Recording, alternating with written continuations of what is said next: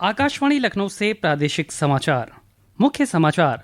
केंद्रीय मंत्रिमंडल ने प्रधानमंत्री फसल बीमा योजना और पुनर्गठित मौसम आधारित फसल बीमा योजना को जारी रखने का किया फैसला। मुख्यमंत्री योगी आदित्यनाथ समेत प्रदेश के किसानों ने जताया आभार। प्रधानमंत्री नरेंद्र मोदी ने नशाखोरी और जुए के खिलाफ जागरूक करने वाली वाराणसी की ग्रीन आर्मी को सराहा। कहा, प्रतिभाओं का पावर हाउस है हमारा देश। मुख्यमंत्री ने प्रदेश में सड़क हादसों पर अंकुश लगाने के दिए निर्देश। कहा, 6 से 10 जनवरी तक स्कूलों कॉलेजों में चलाए जाएं जागरूकता कार्यक्रम। और महाकुंभ में श्रद्धालुओं की सुविधा के लिए रेलवे शुरू करेगा त्रिकोणीय सेवा। अयोध्या, वाराणसी और प्रयागराज को जोड़ने वाली ट्रेनों का होगा संचालन।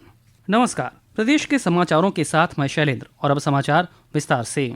प्रधानमंत्री नरेंद्र मोदी की अध्यक्षता में आज हुई केंद्रीय मंत्रिमंडल की बैठक में प्रधानमंत्री फसल बीमा योजना और पुनर्गठित मौसम आधारित फसल बीमा योजना को जारी रखने का फैसला किया गया है।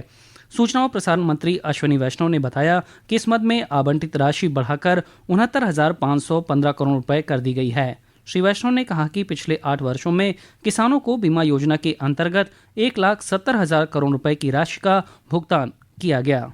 जो फैसले आज लिए गए वो सारे के सारे किसानों के वेलफेयर से संबंधित है। आज सबसे बड़ा एक फैसला लिया गया कि प्रधानमंत्री फसल बीमा योजना उसके एलोकेशन को एनहांस किया गया, 69,515 करोड़ किया गया। और ये जिस तरह का अभी तक का अनुभव आया है, जिस तरह से इस स्कीम में यूटिलाइजेशन, जिस तरह से रिस्पांस मिला है, जैसे किसानों के जीवन में जो रियल परिवर्तन आया इस स्कीम से, उसके कारण इस एलोकेशन को एनहांस किया गया।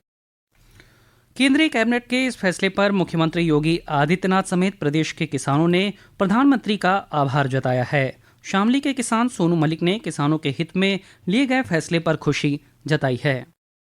सरकार की कैबिनेट की मीटिंग हुई, डीएपी पे जो सब्सिडी मिली किसानों को बहुत लाभ का काम हुआ। और जो इन्होंने फसल बीमा योजना चलाई सरकार ने, इसमें भी किसानों को बहुत बढ़िया लाभ मिलेगा। इसमें किसानों का कोई नुकसान नहीं होने का।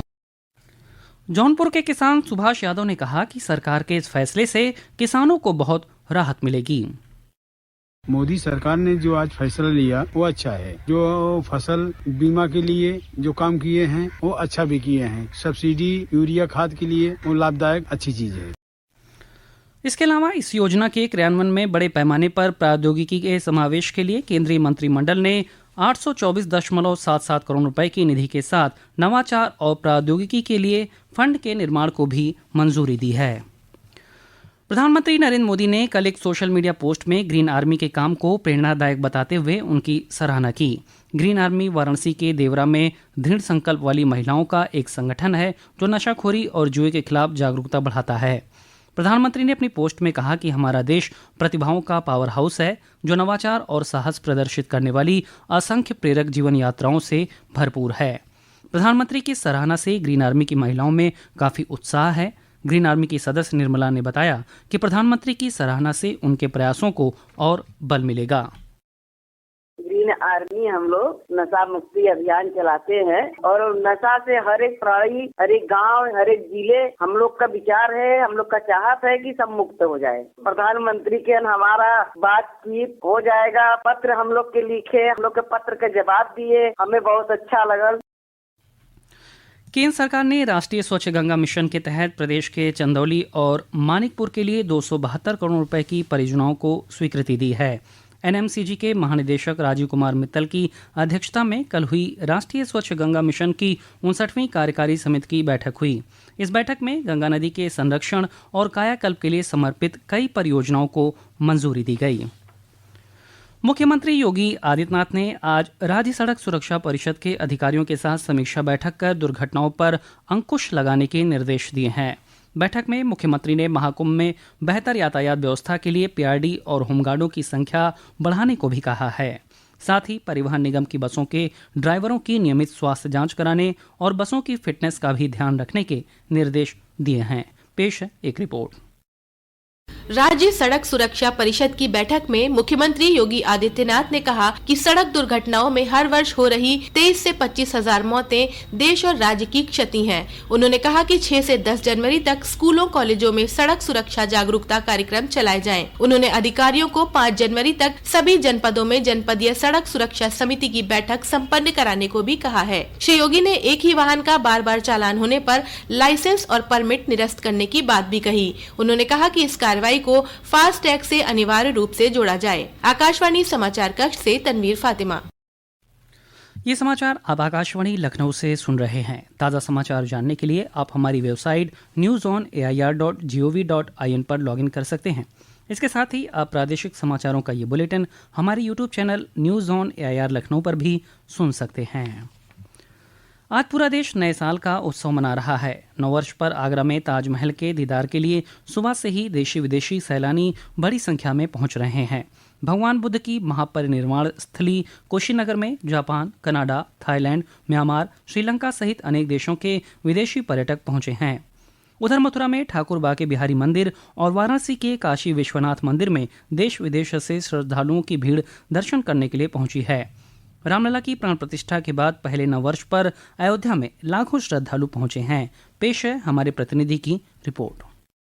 अयोध्या में नए वर्ष की एक अलग ही छटा दिख रही है। विशेषकर रामलला के दर्शन को श्रद्धालुओं का सैलाब उमड़ पड़ा है। दर्शन मार्ग पर जहां जय श्री राम के उद्घोष हो रहे हैं तो वहीं सभी एक दूसरे को नववर्ष की बधाई भी दे रहे हैं। खास बात यह है कि प्राण प्रतिष्ठा महोत्सव के बाद का यह पहला नववर्ष है। दर्शनार्थियों की सुरक्षा और सुविधा के लिए जहाँ प्रशासन ने मुकम्मल व्यवस्था कर रखी है। श्री राम जन्मभूमि तीर्थ क्षेत्र ट्रस्ट के महासचिव चंपत राय ने कहा कि शाम 4 बजे तक लगभग 1.5 लाख श्रद्धालुओं ने रामलला के दर्शन कर लिए। तन्मय सोनी, आकाशवाणी समाचार, अयोध्या।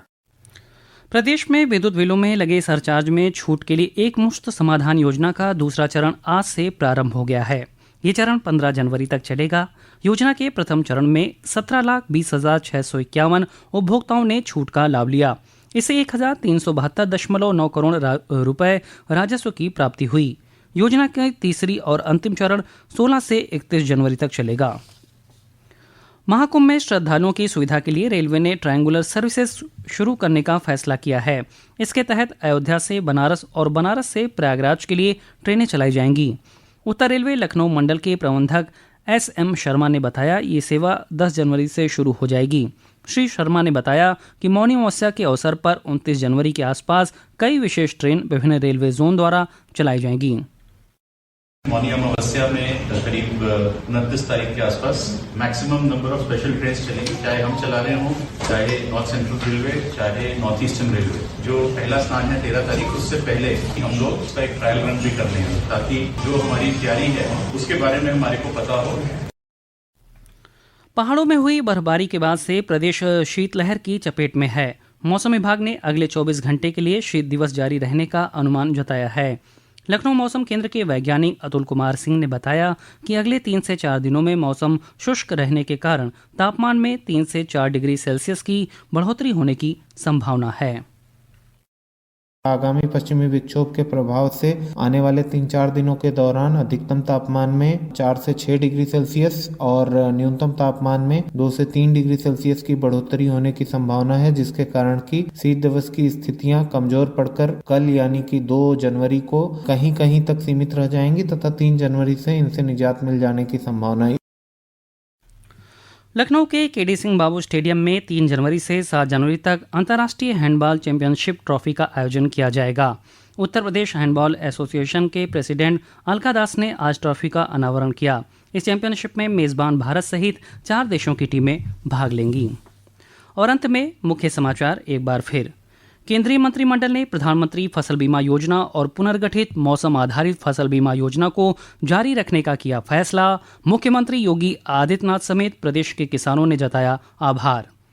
प्रधानमंत्री नरेंद्र मोदी ने नशाखोरी और जुए के खिलाफ जागरूक करने वाली वाराणसी की ग्रीन आर्मी को सराहा। कहा प्रतिभाओं का पावर हाउस है हमारा देश। मुख्यमंत्री ने प्रदेश में सड़क हादसों पर अंकुश लगाने के दिए निर्देश। कहा 6 से 10 जनवरी तक स्कूलों कॉलेजों में चलाए जाएं जागरूकता कार्यक्रम। और महाकुंभ में श्रद्धालुओं की सुविधा के लिए रेलवे शुरू करेगा त्रिकोणीय सेवा। अयोध्या, वाराणसी और प्रयागराज को जोड़ने वाली ट्रेनों का होगा संचालन। इसी के साथ प्रादेशिक समाचारों का ये बुलेटिन समाप्त होता है। नमस्कार।